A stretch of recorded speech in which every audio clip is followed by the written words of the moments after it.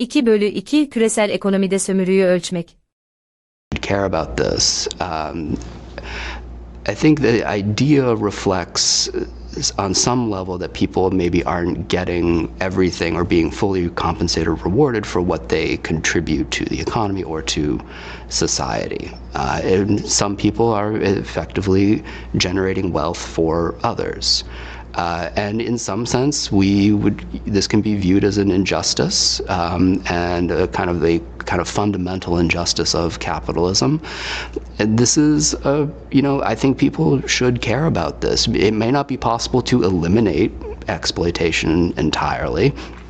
For instance, one of the things we've studied is that if you try to if you use exploitation intensity or exploitation as a measure of inequality, if you were to have some kind of redistributive policies to eliminate exploitation, if people have different skills and abilities, are able to contribute different amounts of labor to the economy, then if you have equal wealth or equal income, you still have other inequalities because some people might be contributing more than others. So this does highlight important policy issues of, maybe some of the aims might be to reduce exploitation through, trying to diminish the differentials in skills or privilege or position that people might have, creating more kind of a general equality among people in a very kind of holistic sense of the term. So I think in terms of specific policy debates, a lot of our work on exploitation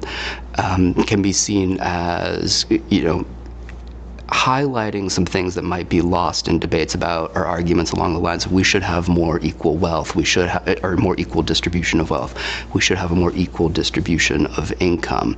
So thinking about inequality in terms of exploitation highlights how if you have what could be considered this kind of simple egalitarianism, you can actually create inequalities of other kinds. So if wealth were equally distributed, people with different skills, some people who are very skilled might be contributing more to the economy than they're getting out, and vice versa. And this, still might be unpalatable to some people.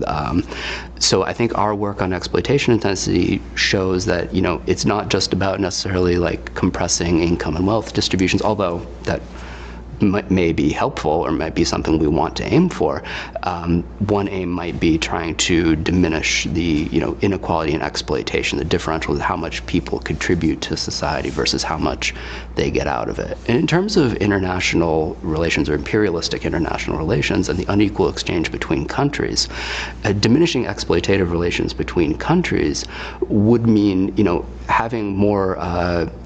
having better ways to ensure that there's not just, better distribution of global wealth, but also that there aren't, uneven distributions of technologies across countries, allowing or kind of facilitating or fostering further uneven development.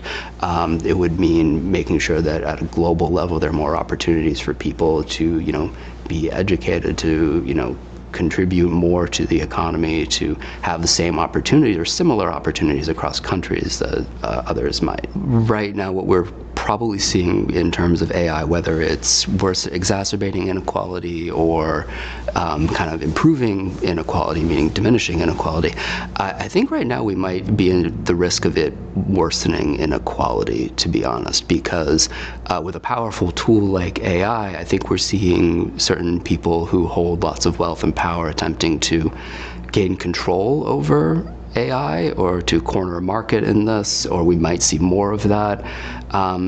In terms of AI's ability to diminish inequality, it could be there. I think it's going to depend on who's able to have control or exert control over AI. Is this something that's going to become, available to society at large? Is it going to be something like a public good because of all the positive externalities it can generate?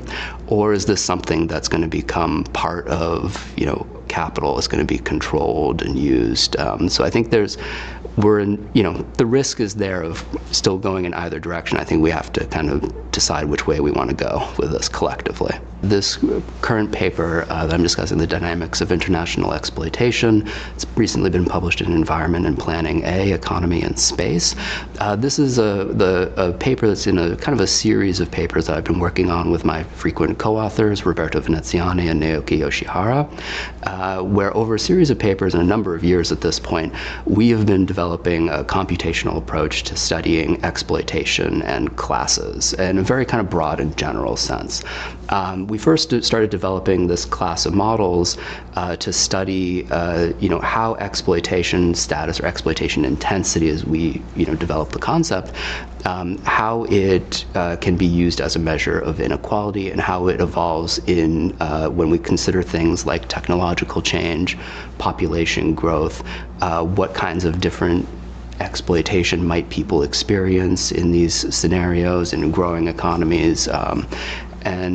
We've developed this over a number of papers, and in addition to developing that concept just as a measure of, or novel measure of exploitation, we then implemented it as, or developed it as a measure of inequality, where exploitation intensity, can be used to capture or measure different types of inequalities that we see in capitalism, rather than a narrower focus on things like income and wealth inequality.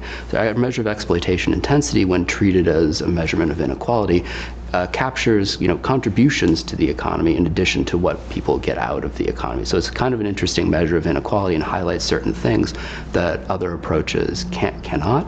And studying this using a computational simulation framework, we can see how this different treatment of inequality compares to standard treatments of income and wealth inequality, how it behaves or what happens as we have things like technological change, population growth, changes in bargaining power that different workers might have against capitalists or vice versa.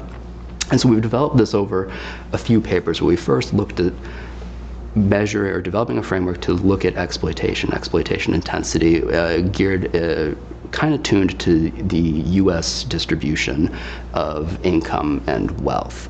And we're able to show some interesting things about how this compares to conventional income and wealth inequality in the U.S. One thing that I think is particularly interesting about the measure of exploitation intensity is that it shows that there can be some very strong incentives or reasons to have some kinds of redistributive policy in order to diminish the exploitation and unequal relations that people have between each other.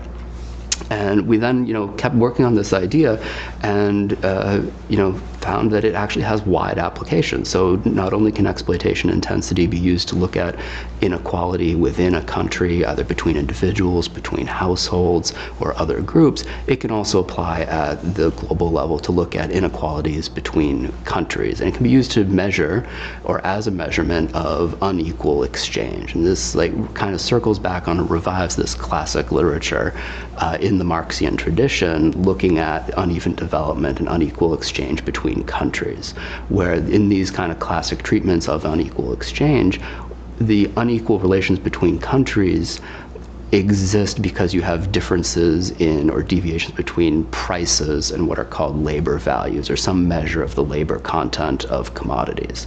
One of the things that's nice about our measure of exploitation intensity as a measure of unequal exchange is it doesn't rely on these kinds of market distortions or any kind of non-competitive distortions. It's a very kind of simple, easy to implement measure, and it maps very well onto the kind of classic understanding of this core periphery structure of the global economy. Bu web sitesi, İngilizce okuma ve dinleme becerilerinizi geliştirmenize yardımcı olabilir. Yapay zeka, cümleleri daha kısa ve anlaşılır ifadelere ayırır. Oynatma aracıyla hızı ayarlayabilir, duraklatabilir veya geri alabilirsiniz. Site, 20 dilde çeviri desteği sunarak öğrenmeyi kolaylaştırır. Tarayıcınıza enknest.com yazmanız yeterli, hemen deneyin.